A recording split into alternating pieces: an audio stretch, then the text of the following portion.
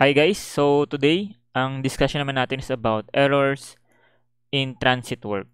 Okay, so bago tayo mag-proceed sa mga errors na ma-encounter natin sa topic na ito, so tingnan muna natin class no, yung components nitong ating telescope, no, yung transit natin.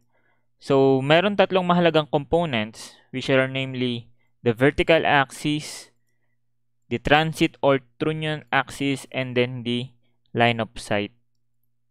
Okay, so yung pinapakita ko dito class sa figure na to is yung mga correct orientation ng mga tatlong components na yon. So when you say vertical axis, so dapat directly upward talaga siya. Okay? And then itong transit or trunnion axis or pwede rin nating tawagin class as horizontal axis. So ito naman siya. So dapat oriented siya in such a way na perpendicular siya sa vertical axis. And then yung line of sight, so along the axis nung instrument, so ito naman yung line of sight. So property class para maging correct yung measurements natin is that dapat itong line of sight is perpendicular sa vertical axis and then perpendicular sa trunnion axis. So all in all, so dapat yung tatlong components na yan must be perpendicular to each other. So ngayon class, ano yung mga errors na mako-commit natin when we are using yung transit natin? So we have this one. So sabi dito, trunnion axis not perpendicular to the vertical axis. Okay? So ayan. So gaya nga class ng sabi ko, para maging correct yung line of sight natin is that dapat yung vertical axis is talagang vertical siya and then yung horizontal axis or yung trunnion axis is oriented na perpendicular sa kanya. So in that case, yung line of sight natin is magbibigay siya ng correct reading.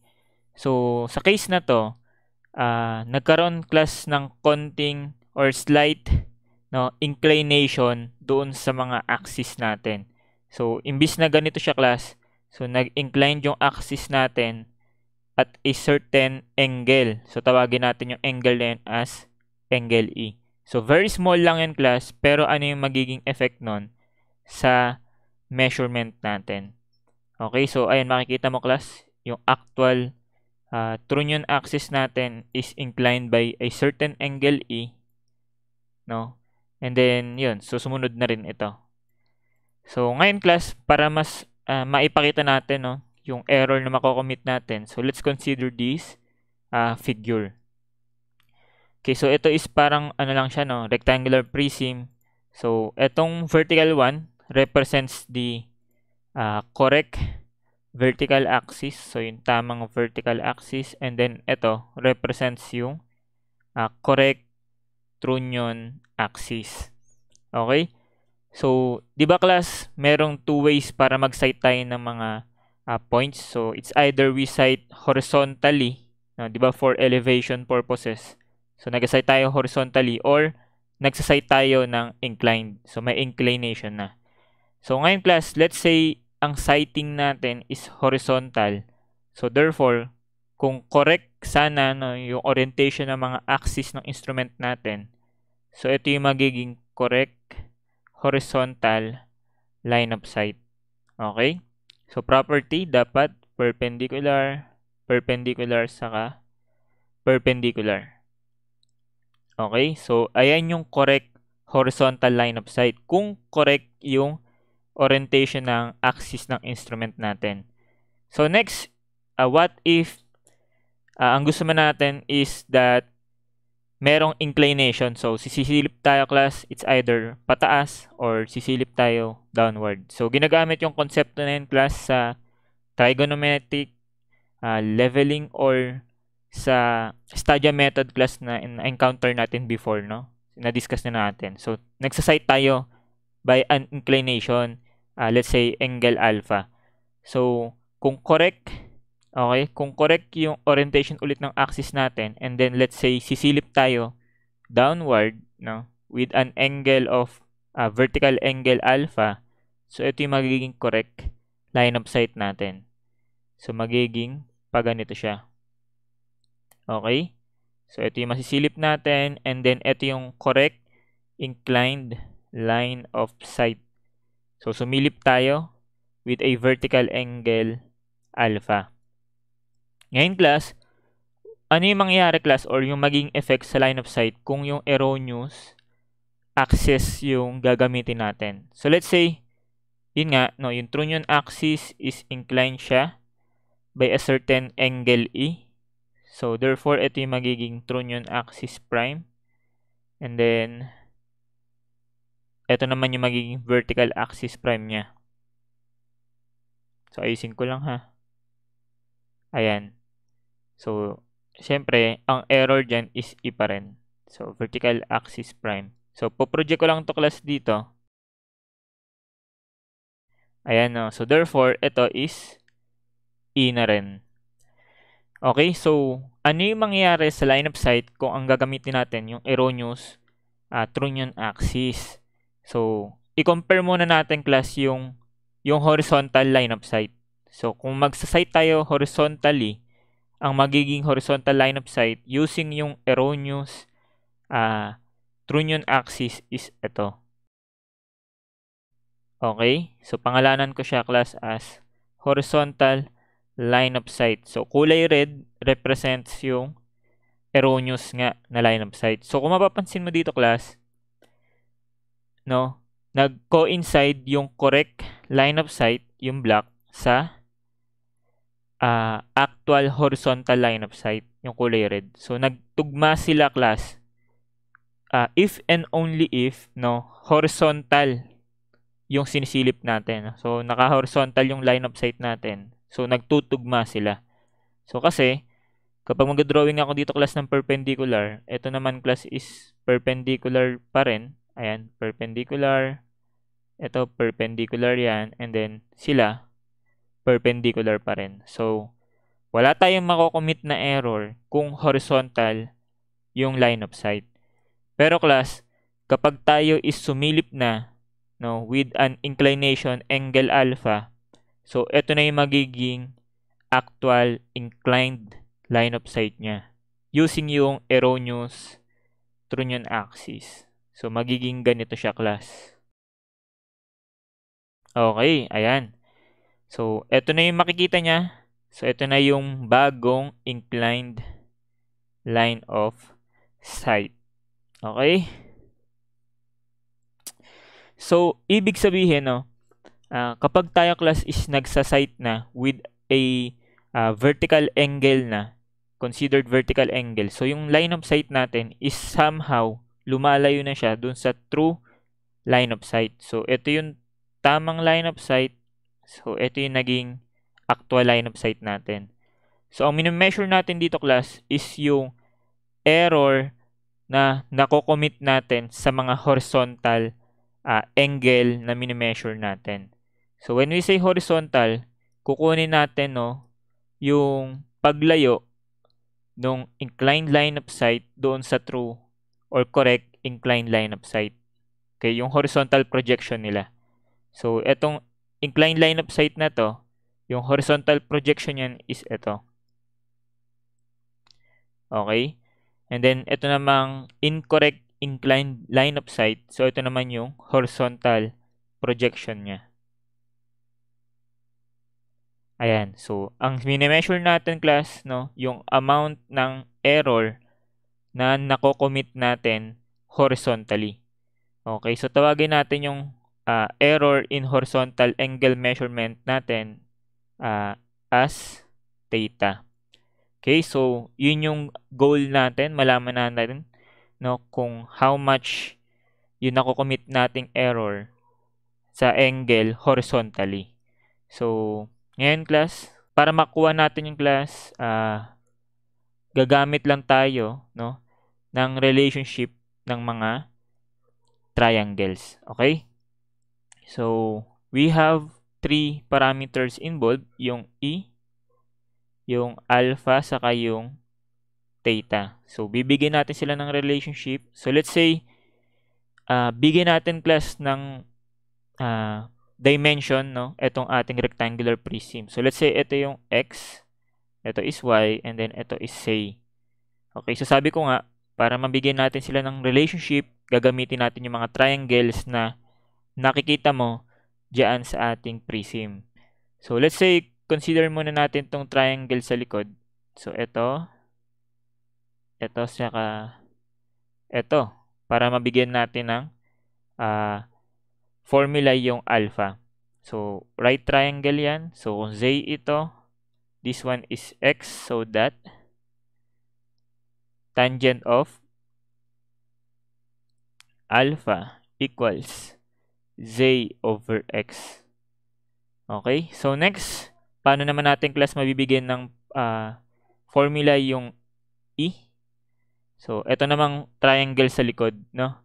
So pwedeng ito, saka ito. So dimensions are y, z, and then angle e. So by tangent of e, tangent e equals y over z. And then lastly, for the theta, so consider naman natin tong nakahigang right triangle. Okay, so perpendicular dito class. So the tangent theta is equal to how much? Tangent theta equals ito is y, and then yung adjacent is what? Di ba x yan class? So magiging y over x. Okay, so nabigyan na natin sila ng individual formula. So kailangan ma-eliminate naman natin yung z, x, and y. So paano kaya yan class? So let's say divide natin itong tangent e saka yung tangent theta. So ayan, tangent e over tangent of theta equals, so this one is y over z, ito is y over x. So cancel ang y, mag-reciprocal ito, so magiging tangent e over tangent of theta equals x over z. Tama? Or gawin nating tangent of theta over tangent of e, magiging z over x, which is ito is equal dito. Tama ba? Z over x. So we can say that tangent of alpha is equal sa tangent of theta over tangent of e. So finally, we can say that tangent of e, tangent of alpha equals tangent of theta. Ngayon class, yung mga parameters natin dito, yung e, ayan, saka itong theta is considerably very small. So hindi naman tayo class magko-commit ng sobrang laking error, no? Na error e with respect dun sa correct trunnion axis, tapos yung actual trunnion axis mo, ang laki ng error. Kapansin-pansin naman yun. So, very small lang yan class. So, sabi natin, for very small angle, no, that yung tangent of that angle is equals to that angle. Okay? So, very small amount e, so that tangent of e is approximately equal sa e. And then, since maliit lang yung e na yan, yun nga, yung makukommit nating error, no, sa horizontal angle natin is also very small. So that tangent of theta is approximately equal sa theta. Okay, so therefore, pwede nating palitan ito as e and then theta. So that e tan alpha is equal to theta. Or, rewrite natin so that theta, no, yung makukommit nating error sa horizontal angle measured natin is e tangent alpha. So, ayan na class, no, yung formula na nakikita nyo sa topic na ito. Okay? So, that is for one vertical angle measurement. So, kung meron dalawang involved na vertical angle. So, yung theta is magiging difference lang nung E, tapos tan nung angle 1 minus tan nung angle 2. Okay? So, paki-take note na lang class. So, kung dalawang angle ang involved, so ito yung combined error nila. Okay, so E tan alpha 1 minus tan alpha 2. Okay, so let's proceed class sa sample problems regarding this one. So, sabi dito, the horizontal axis of a transit was inclined at an angle of E with the horizontal due to the non-adjustment. The line of sight had a vertical angle alpha. Which of the following is the formula for the error in the measured horizontal angle? So, ayan, kagagawa lang natin kanina, no? So, ang sagot dyan is letter D. Okay, so, na-derive na natin siya. So, hindi mo na siya kailangan class gawin sa board exam. So, once na na-encounter mo tong problem na to, so, ayun agad, no? E tan alpha. Pero, ginawa nating i-derive, no? Para kung sakaling makalimutan mo, alam mo kung saan manggagaling, no? Yung formula. Okay, so next, the horizontal angle of a transit was inclined at 4 minutes. So, the horizontal axis of the transit was inclined at 4 minutes with the horizontal due to the adjustment or maladjustment. So, tama ba class yung sinabi na 4 minutes na yan is yun yung E.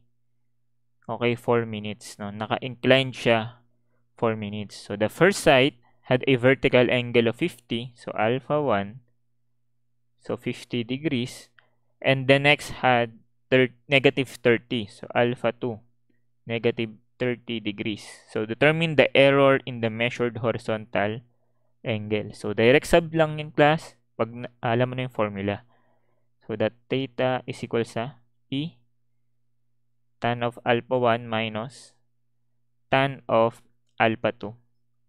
So, 4 minutes. So, take note class, baka hindi ka pa sanay mag-input nito sa calculator. So, 0 degree, 4 minutes. And then, tangent of 50 minus tangent of negative 30. So, take note, naka-minutes yan class ha. So, ilan yung error na makocommit natin sa measured horizontal angle. Okay, so sagot is 0 degrees, 7 minutes, and 4.58 seconds. So, ayun, very small lang class. Tama, katulad ng sinabi natin kanina. Etong E, very small, ay naka-minutes nga lang siya. And then, yung corresponding error na makocommit natin is very small lang din. No, naka-minutes lang. So, kaya nag-come up tayo sa assumption na ito. Okay, so, yun lang naman yan class. Ganyan lang siya. So, pwedeng tandaan mo na lang yung formula. So, next, we have another error sa transit work, which is line of sight not perpendicular to the horizontal axis. So, kanina na-encounter na natin tong figure na to. So, ito yung vertical axis, Trunnion axis, tapos ito yung correct line of sight. So, property, hindi ba dapat naka 90 degrees yan class? Tama ba? So, lahat sila dapat naka 90 degrees. So, 90 ito. Ano pa ba? Ito 90. So, ngayon class, no, siguro, due to the instrumental error, so hindi natin napansin na yung actual line of sight is hindi siya tugma, no? Itong actual line of sight, saan ba? Ito. So, hindi siya tugma dun sa correct line of sight. No? By a certain error, let's say, E na lang ulit. Okay? So, yung error na yan, class, is another error na very small na naman. No? So, dapat straight yung line of sight, pero no, sa instrument pala, incline siya sideward by a certain error E. So, hindi siya perpendicular sa horizontal axis. Kasi, ito na lang yung angle niya, di ba? So, hindi na siya perpendicular. Pero, sa vertical, perpendicular pa rin siya. So, yung error is yun nga lang, nanggaling sa, line of sight not perpendicular to the horizontal axis. So, nagets ba yun, class? Or kailangan nyo pa ng isa pang figure? So, sa top view, parang ganito yan, class. So, ito yung instrument natin. Okay, so, wait lang Ito yung trunnion axis. Tapos, yung correct line of sight is ito. Okay, correct line of sight. Pero, yun nga, no, yung actual line of sight is nakaganyan pala siya. So, ito yung actual line of sight. And then, yung deviation niya from the correct line of sight is E. Okay, so, ngayon, ano na naman, class, yung error na makukommit natin dun sa measured horizontal angle natin, class. Okay? So, para ma-solve ulit yan, so, consider ulit natin itong figure na ito, class.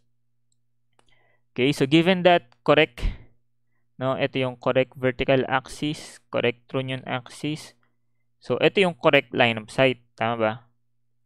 So, ayan. So, kung sisilip tayo horizontally, no, therefore, yan yung magiging axis ng line of sight natin.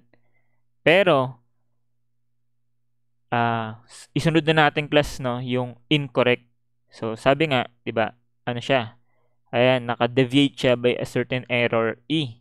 So, kung sisilip tayo horizontally, ganito yung makikita natin, class. Nakaganito siya. Okay, so, ayan. So, ito yung error na E. Okay? So, unlike sa previous natin, no, yung horizontal, nasa na ba yun? Ayan.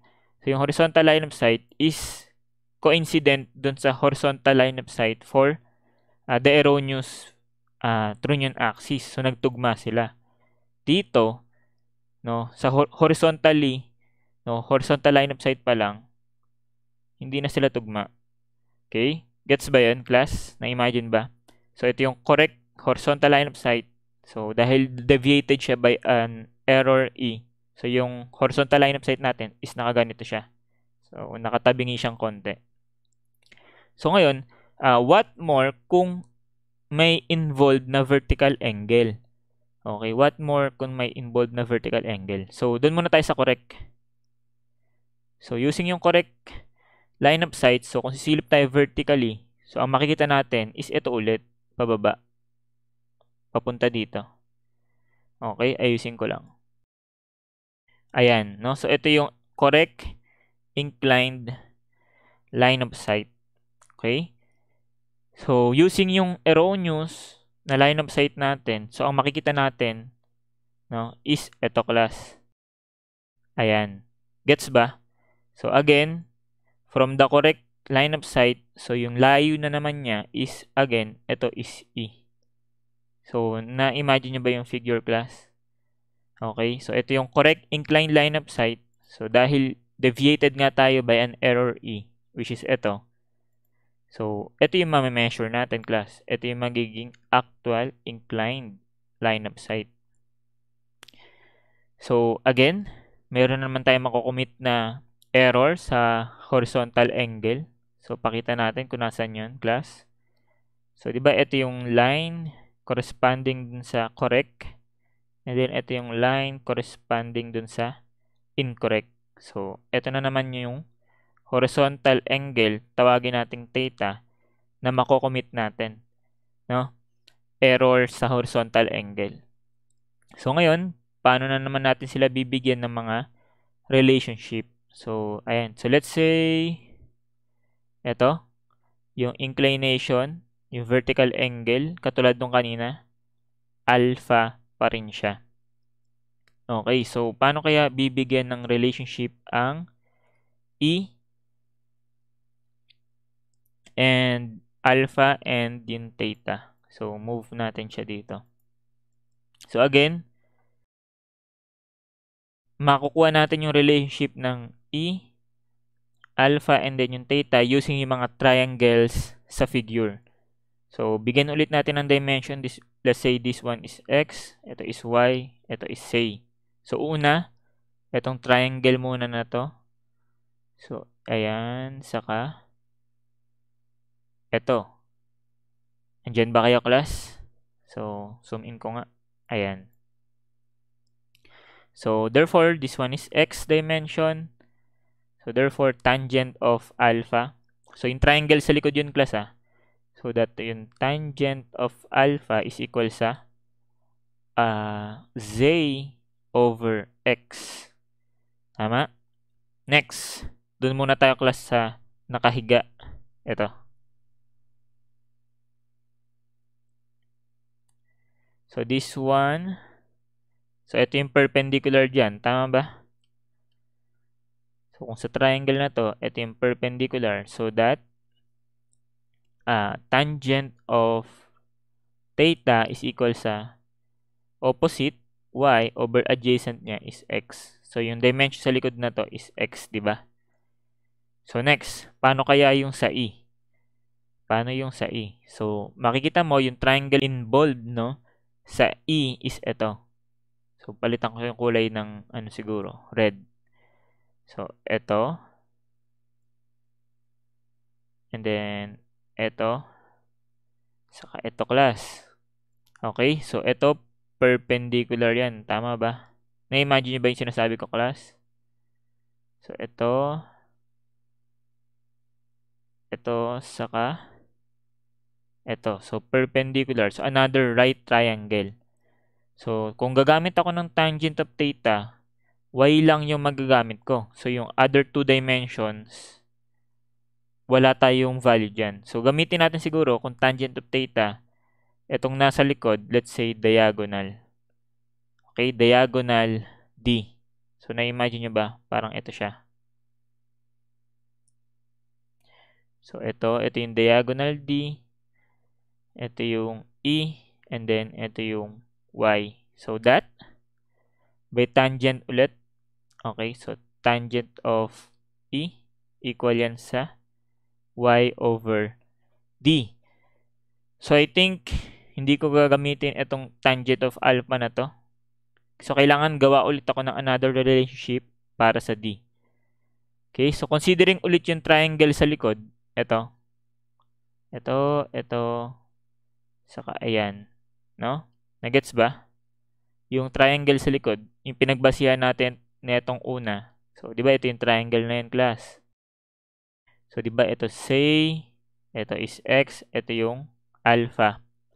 And then, ito yung diagonal D. So, kanina, ginamit natin yung tangent of theta. So, kailangan ko yung D. So, ano kayang relationship yung gagawin ko? Pwede siguro is cosine na lang para magamit ko tong D. Cosine. So, that, using yung figure that cosine of alpha equals adjacent x over hypotenuse D. Okay, so ito yung gagamitin kong tatlong trigo functions. Bibigyan ko sila ng mga relationship. So, I think, ano kaya maganda? So, divide ko tong tangent theta again dun sa tangent of E. So, that tangent of theta over tangent of E equals y over x. Ito, y over d. So, cancel. So, magre-reciprocal. So, that tangent of theta over tangent of E magiging d over x. Tama? So, baliktarin lang natin, class.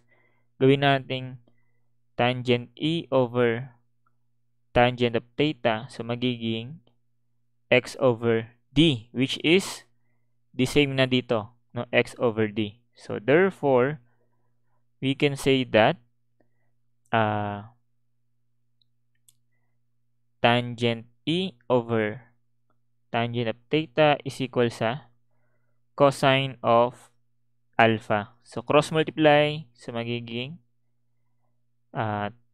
tangent E. Lagay ko dito yung cosine of alpha. So, dito yung tangent of theta. So, sana nakakasunod pa, class, no? And then, finally, so sabi natin, for E na very small, tama ba? Saka yung theta na very small. So, E and theta being very small.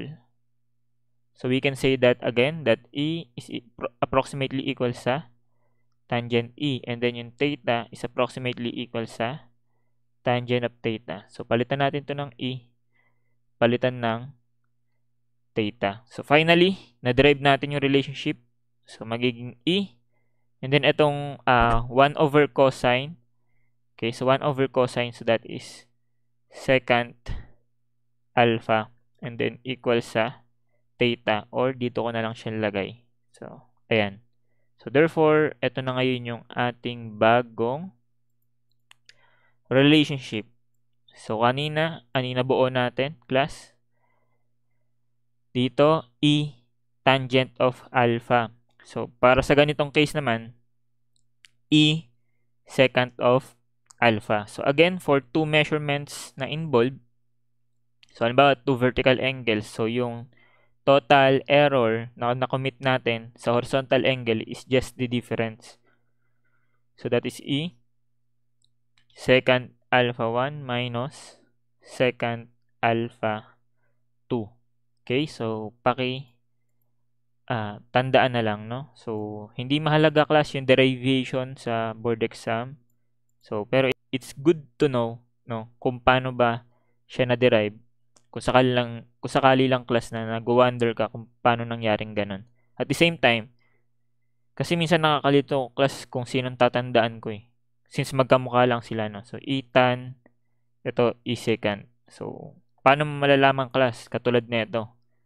So, kung babasahin mo 'yan, paano mo malalaman na si secant yung sa kanya or si tangent yung sa kanya? So, maganda. Na-imagine mo, no? Base dito sa discussion natin kanina. So, ayan, basahin natin.